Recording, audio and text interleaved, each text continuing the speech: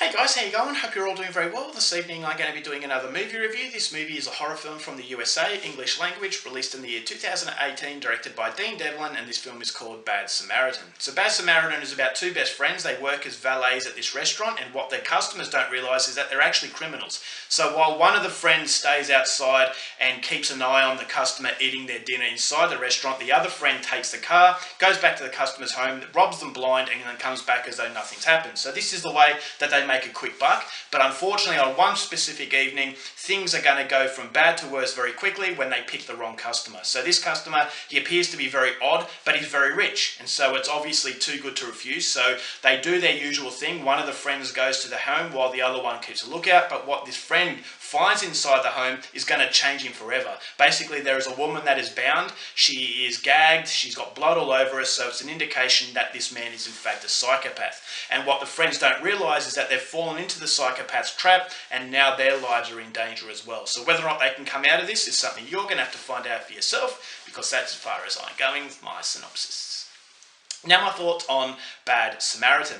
Although this movie does have a lot of cliches, although the movie does have a very disappointing ending, and I thought the performance from the main character was very forgettable, there is enough excellence in this movie to warrant it a view. So if you are a fan of B-grade horror films, if you are a fan of David Tennant, I would definitely say go out there and see this movie. Fortunately, it does have more positives than it has negatives, but I just thought the negatives weigh it down to some extent that I actually felt a slight sense of disappointment. Now what I will say about the film is that the best thing going for it is David Tennant's performance as this psychopath. With a B-grade horror film, you want it to be fun, but at the same time you want it to be scary, and I think David Tennant is such a talented actor. He's a British actor, he's been in a lot of TV shows and a lot of movies, and there is no finer example of how good this guy is than his performance in Bad Samaritan. He plays a guy that's very manipulative, very charismatic, very charming, and at the same time very, very creepy. So it's very hard to balance all those attributes that is present in a stereotypical psychopath. And that's ultimately what this guy is. He's a stereotypical psychopath. This is a stereotypical film, but the stereotype in this movie allows it to be as fun as it is. And so the movie does have self-awareness. It's not trying to be an out-of-this-world, thinking outside the box kind of film. It does what it does in a very cliched fashion, but because it does have that self-awareness, because it's not trying to be too extravagant, it plays on a very level playing field, therefore the viewer can really enjoy what's going on.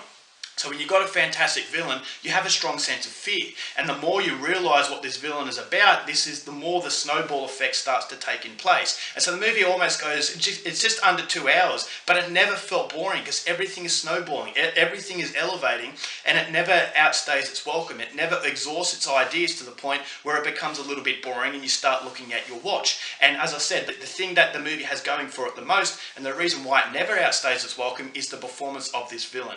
And so I just thought that he was fantastic. The way he manipulates everybody, it brings a strong level of psychology to the experience. You've got nasty visuals, but I just think the psychology is what this movie has going for it the most. As I said, the creepiness of this killer, the way that he's starting to manipulate everybody, it's like a spider web, and all these victims are falling in this spider web and they can't get out, and they're waiting for that killer touch, and so the viewer is waiting for that as well. So it creates that suspense, it creates that on the edge of your seat tension that a lot of directors can't really achieve. And not only does this director Dean Devlin achieve the tension, he sustains it to a point where I thought that it was very, very suspenseful. So it worked very, very well. Some of the set pieces were expertly done, so it's an indication of a very confident horror director. I thought the visuals were fantastic. You've got performances from the other characters. As I said, the main character is a problem I'll go into a little bit later, but the rest, they do okay jobs, but it's definitely David Tennant's performance as this killer that was absolutely fantastic, and that's the reason why I would say the movie works, and another reason why I would say definitely go out there and see it. So if you are a fan of B-grade sort of DVD horror films, then Bad Samaritan is definitely for you. It's a very nasty film. It does take some level of unpredictability within the cliche moments, and which is something I liked. Basically some people meet a demise that you're not quite expecting, and so I thought that was good. And so it does elevate itself to an R-rated horror film, R-rated in the United States. States, MA rated here in Australia. So it's not a PG watered down film, which is something that surprised me. I was expecting it to be watered down so that the masses could enjoy it, but it does have some very dark moments, and that's something I really, really enjoyed.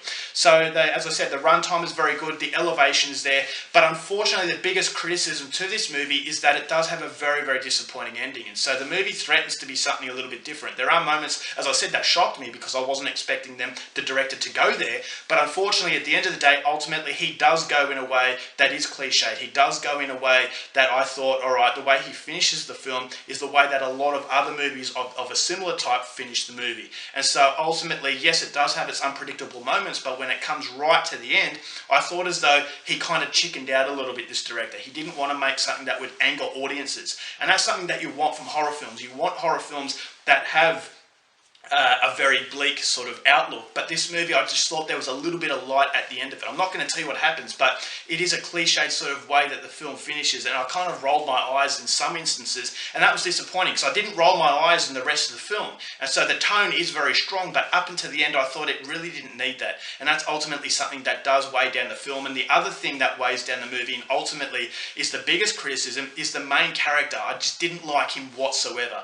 And so if you don't have a guy that you can sympathise for, if you don't have a guy that you can feel scared for, ultimately I felt as though something was missing, and what was missing was something to play off the fantastic villain. The villain creates the suspense, the villain creates the tension and the scariness, but unfortunately you don't have the other side of this villain. You don't have the good side, and so it's good versus evil. This is what you want from a B-grade film. You don't want a movie that's going to be a powerful experience, that's going to hit you and make you feel down in the dumps. You want a movie that is entertaining, and fortunately this movie does have a lot of entertaining moments, but unfortunately I just thought the main character really lets the film down. I just thought as though he wasn't likeable at all. He was overacting in certain events, and so the acting doesn't really weigh up to David Tennant's performance, which is not, you know, a terrible thing, because not a lot of actors can actually go to his level, especially young actors.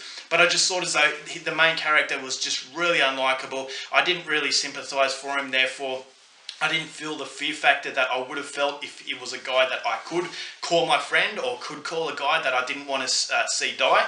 And so that's unfortunately a big criticism to the film.